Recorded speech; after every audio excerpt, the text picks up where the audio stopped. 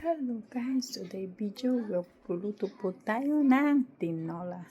So ito po ang ating mga bawang, luya, sibuyas, patis, manok, sayote at spinach.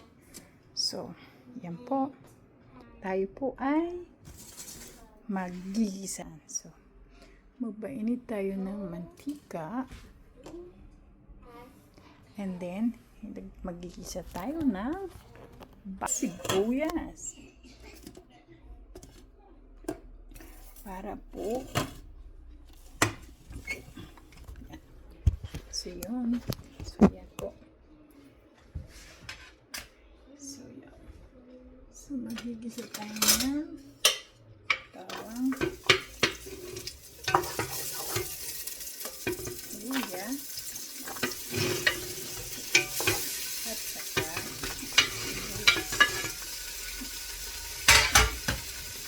so igigisa po natin yan.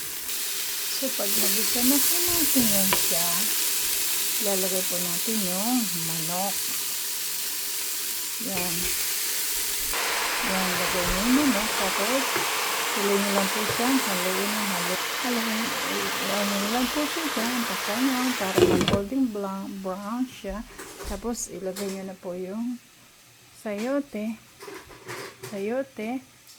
tapos lagay nyo na tubig, tapos payaan nyo siyang kumulo, tapos lagay nyo ng spinach, tapos timplahan nyo, tapos yun na, tuto na. So yun lang po, bye bye. So yan, pag medyo maano na siya, ilagay nyo na po yung sayote. Ayan. Tapos haluin nyo ng haluin. Tapos lagyan nyo ng tubig. Sabaw. Tapos takpan nyo siyang kumulo. Tapos pag kumulo na siya, timplahan nyo.